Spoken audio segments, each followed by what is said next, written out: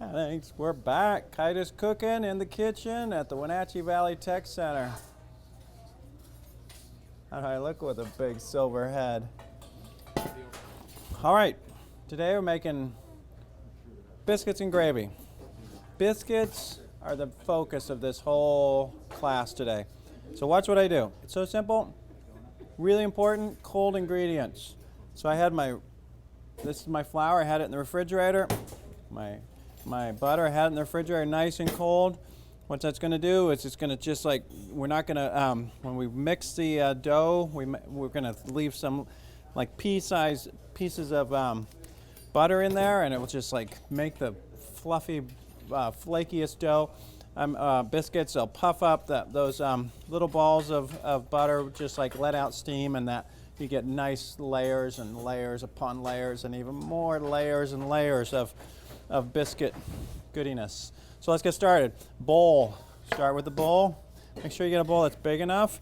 We're not going to do it with a mixer. You can do it with a mixer if you wanted to. If you're going to do a mixer, put the mixer, not the whole machine, but the bowl and the paddle into the refrigerator. Okay?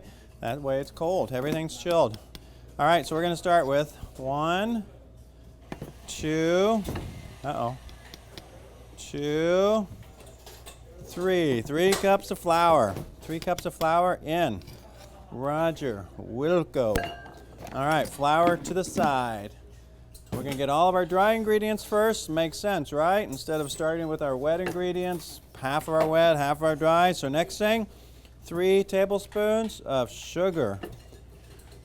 Or, I couldn't think of another word for sugar. So just sugar, regular sugar, teaspoon of let's see, what do we call it? Salt. There we go. I had to look at the box. Half teaspoon of salt. Sorry for me forgetting my words. And then baking powder. Not baking soda, baking powder. So we're going to do 3 teaspoons. There. And then we're going to do 1 more teaspoon, which will give us 4 teaspoons. So you notice I used 1 big one there. So as all of you know, 1 tablespoon equals 3 teaspoons, or 1 eye. 1 big eye on my face. Next thing we're going to get is cream of tartar, or as they say in France, tartar. And so we're going to put about a half a teaspoon. So I'm just going to use my full teaspoon and just do half of it. Close enough, chef. Thanks, chef. Okay, real quick with my hands. I don't have a problem when you have a whole bunch of students in your class. Every instrument in the kitchen ends up in a different place every single day. So our pastry cutter, that's Vominos. It's gone. It's AOL. No, it's MIA. That's the one. Oh, no. That's a maple leaf. Okay, but here we go. No, we're good. I'll do it with my fingers. I've got cold hands. I've got a cold-hearted soul. So we need 3/4 a cup of butter. So look, this big pound here is 2 cups. Remember that. So I put a line down the middle. That's 1 cup on each side. And then I cut it in half that way. So that's a half cup, right? So we got 2 half cups there. And then we're going to add another 1/4 cup there. So there you can do it without measuring. Without using a measuring cup, you can actually measure butter. Incredible. And then what we'll do now, we're going to cut it into smaller pieces. It's going to make it easier to work this butter into the dough. Down 1, down 2, and we'll just place that in there. And then I'm going to get all my other liquid ingredients ready. And the reason being, so my hands will get a little like floury. So if I have everything ready, once I'm ready to add this, I won't have to worry about opening things and getting things dirty. Okay, so I have some buttermilk. I'm going to do 1 cup of buttermilk. Notice I'm using a liquid measuring cup as opposed to a dry measuring cup. Very important. It's just those little things. You want to impress the chef by knowing which tool to use for each thing you're cooking, right? So I'm going to break that egg up in there. Notice me looking around the classroom. I'm watching these students. I'm grading them as I work, okay? So now we're breaking all these little pieces up into there. And really quickly, I'm going to work with my cold, frigid fingers to work that dough. Work that, get it kind of into pea-sized pieces of butter. I keep hearing noises. I hear noises. All right, we're almost ready. See how fast I go? I can still feel some larger pieces, but I'm getting them down where we're almost to the right spot. Okay, there we go. There's Colin. Colin's here today. He left about 45 minutes early the other day. And and then he said to me, "That wasn't me." That wasn't me. We got it on camera, dude. You're going down into the ring of fire. There we go. Okay, look at that. Now get that camera close over here. Come in, close up. Come on. Listen to me, camera woman. Look, see, we got all those nice pieces of butter in there. That's exactly what we wanted. There, I didn't mean to yell at you. I'm sorry. That wasn't really a yell. Okay, she's wearing a hat that says savage. That's scary. Okay, so next thing I'm going to do, and that everything in there is cold. It's kind of nice. So I'm going to add, not all at once, but take your time. Because it gives you time. You can think about things, and you get everything mixed in. While you're stirring, you think about life. You think about your friends, your family, where you're going to be in 10 years, why you were put on this, all those things you think about. That's what I do. Okay, so now I've got our dough, and it's a little bit sticky, and that's what we want. We don't want a really dry dough. We want biscuits that turn out to be very puffy and beautiful and fancy. Oh, I love that, the smell of buttermilk. Oh, the smell of buttermilk in the morning smells like victory. Anybody have an idea what movie? I had a feeling you didn't. Because you guys are all busy watching Harry Potter these days. All right, let's go. Got a little flour down here on the counter, not too much. All right, perfect. My dough, my nice kind of sticky dough. We're just going to push it out like that. Now you can use a rolling pin or you can just use your hand, however you want. There are no rules here. And if you get that camera kind of close, you can see the dots of butter in there. That's what we're looking for. See all those little dots of butter? Look at him standing there. Look at him standing there acting like he didn't leave school early the other day. Oh, he is in so much trouble. It wasn't me. What's that? Any what? Yeah, right over there next to Lee's head. Okay, now like I said before, when you have a whole bunch of students in your class, you everything gets moved and put in new places. So I couldn't find the right size cookie cutter, so I'm just using a 1 cup measure. You get it in there and see how nice and thick. That's about a 1/2 inch thick, and that's going to give us a nice puffy, beautiful. I hate using the word beautiful all the time. It gives us a very attractive, wonderful, effervescent biscuit. What was that? Bubbly. Bubbly? Bubbly's not really, but yeah, we can say bubbly. Who threw out bubbly? Who wins the wrong word? Okay, so there we have all of this. One thing with biscuits, you don't want to work the dough. You don't want to overwork the dough. So see, we got all this. Your tendency is to really to put it back together and roll it out again. You don't want to work it too much. You'll get kind of a really, and I'm overworking it as I speak.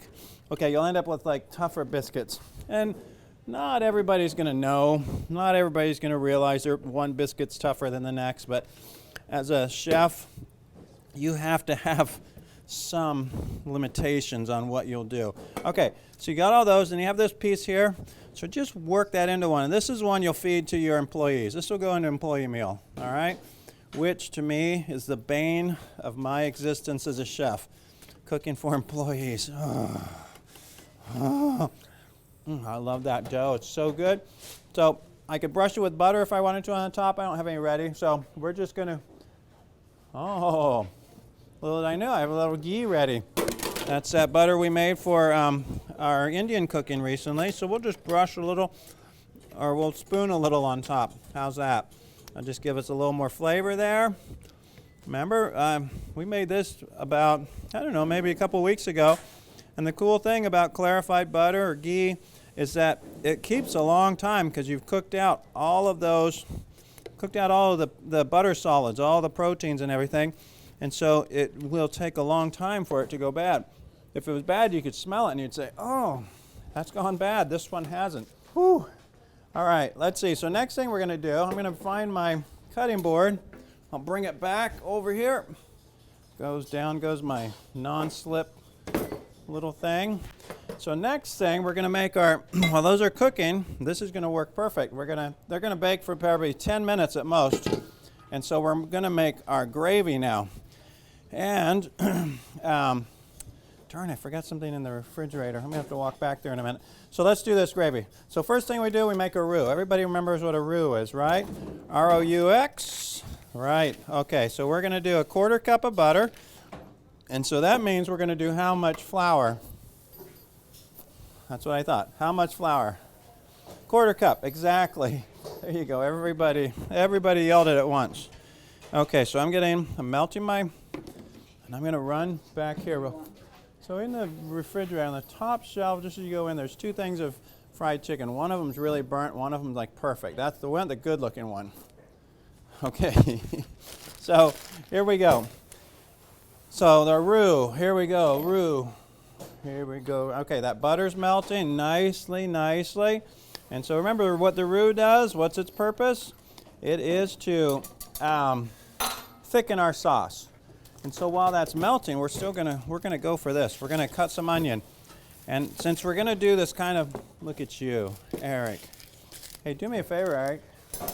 You can put these on like a sheet pan and throw them in the oven. In the oven over there. Okay. I love assistants. Okay, so we're not gonna do a meat gravy. What we're gonna do is a onion gravy, and then we're gonna do these biscuits with some fried chicken that's already been fried and some onion gravy. Okay? So that's my goal right now. So I'm gonna slice up some onions. We're gonna do long strands of onions. You can dice them if you want to. Look at that. See those knife skills? That knife never leaves the counter. It just keeps going. We keep working like there's no tomorrow. All right, I'm going to really fire this going now. So we're going to saute our onions. Here comes the camera. Saute those onions. Get them going good. I'm going to put a little pepper in there and get them started. A little bit of salt. That's about 1/8 of a teaspoon of salt, and then probably 1 teaspoon of 1/8 of a teaspoon pepper, a teaspoon of salt. There you go. Sometimes I have to check myself. Now I'm already starting to think about those, if I can smell those biscuits. They are smelling good already. That's how fast I cook. I not only cook quick, but I make the oven work as fast as I do. Okay, I've got my flour ready to go. And then we're going to add some, oh no, I forgot to bring out a gallon of milk, Eric. Hey, hello everybody.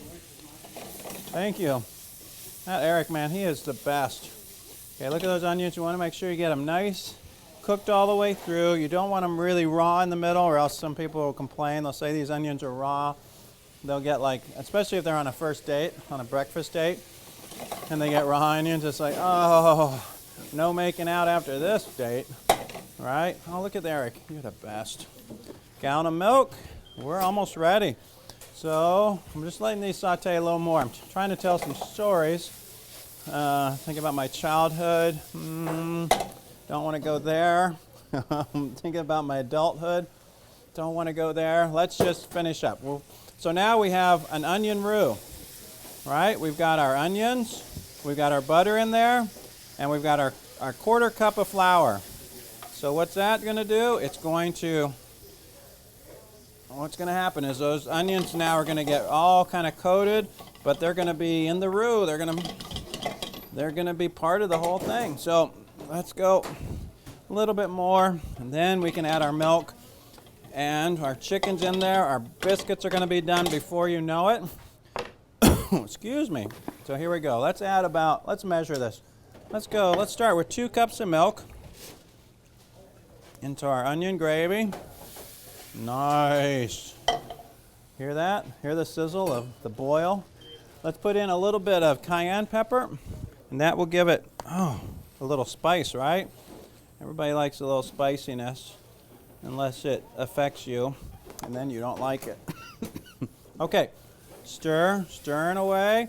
Notice I'm using a wooden spoon. If you use you can use a whisk, but what happens when you use a whisk? Often things will get caught inside of the whiskey part, and this one, it's not going to happen on this one, so I can use a whisk.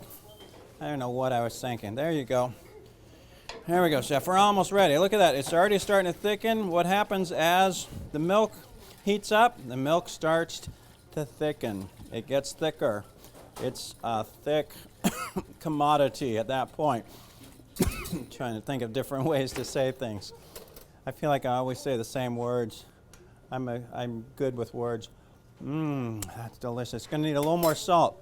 Chef, you are a master of making gravy. I like that. I wish I should just open a restaurant called Gravy. And all we serve is gravy. Look at that. Look how thick it is. If it's too thick for you, you know what you do? What do you think you do? Anybody? Any answers? Any smarty pants in this class? You add a little more liquid. Oh, now I oversalted it. Now it's disgusting. Just kidding. Okay, a little too thick. What do we do? A little more water. Oh, I did put some cayenne in there. Woohoo! Woohoo! All right, perfect. So that's going to heat up. I'm going to go check our biscuits. As a master chef, I did something. I made one of these a little smaller, not as thick, so it cooked all the way through. So this one will be ready, so I can show you. The other ones are about another 2 or 3 minutes away. Never fear. Chef always has an excuse. I didn't do any of that on purpose. I made that up. I'm good at making up stories. Okay, look, biscuit, our onion gravy. That looks so good. I know exactly what I'm eating for lunch. And then, remember, whenever you're sending food out to a dining room, wipe off the rim. All right? We can't have bad-looking food. All right, and then Eric put these on a nice size, huge. Look at that. We got some of this popcorn shrimp they made earlier today. They heated it up. So we got biscuits and popcorn shrimp. It's new, all the rage now in Wenatchee. I just made it up. It just sounded good to me. And then we'll drizzle a little more gravy over the top of those. And then you think, oh, that's kind of bland looking, Chef. Well, don't get in my face with that. I'm not done yet. Okay, we're going to take a little bit of this green stuff with dried parsley. Looky there. Now we got some color. And then what we're going to do, we're saying that, remember when I say never put anything on the rim? Well, I lied. Today we're going with a little bit of cayenne pepper around. If you did parsley on the rim, that's 80s. If you do this, that's totally new millennial. Look at that. That looks good, man. That looks delicious. Okay, so there we have a biscuit. So easy to make. Flour, sugar, salt, baking powder, cream of tartar, cold butter, egg, and milk. We use buttermilk. Gravy was, you saw that, chicken. I don't want to repeat recipes. Okay, so get in the kitchen.